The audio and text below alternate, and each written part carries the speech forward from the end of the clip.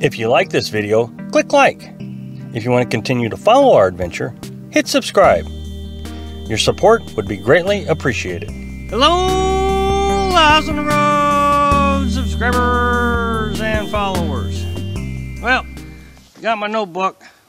You know what that means, I think. It's time for us to give out the expense report, how much it's cost us to live in a pop-up camper in Northwest Florida for the month of March. Okay, there's a couple rules associated with this. One, I don't talk about insurance. Insurance, first of all, is really an individual thing. I can tell you my cost, but in the end, it probably will cost you something different. And secondly, it becomes a real political issue. People get really aggravated every time I bring it up. There's arguments and comments and different things, so I just don't talk about it at all. So whatever this comes out to be, you might want to think about adding in your own insurance costs. And number two, we always stay at free campsites.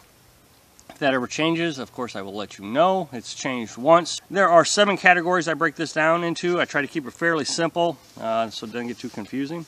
And they are communication, how much it costs to run the generator to charge our batteries and have electricity, gas for the pickup truck, food, and then there's fast food. I broke that down into two categories. Propane cost, and finally we have a miscellaneous cost. Okay, so let's get started. Communication I break down into our phone, our internet, and Netflix.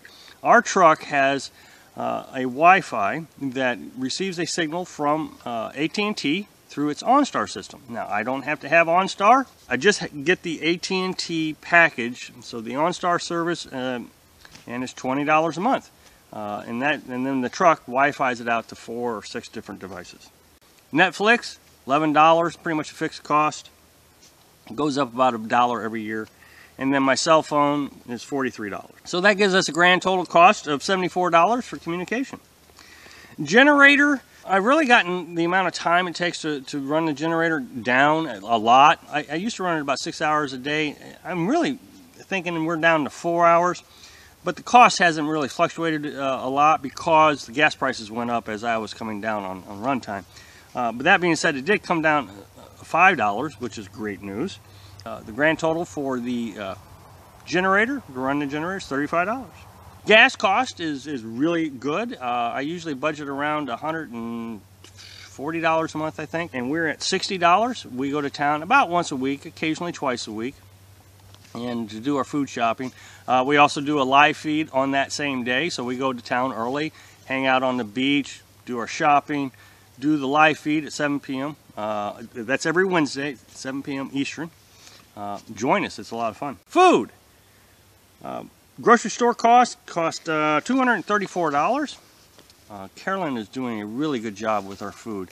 We budget $400 a month for food, and like, you know, $234, that's basically half of the food cost. It's amazing. She tries, we have to get everything into that little tiny fridge of ours, so she tries to really figure out exactly how much we need to eat. We're still hungry after we eat our meal, then we can have a peanut butter sandwich or something like that, and we have popcorn at night. So fast food, we've ate out twice.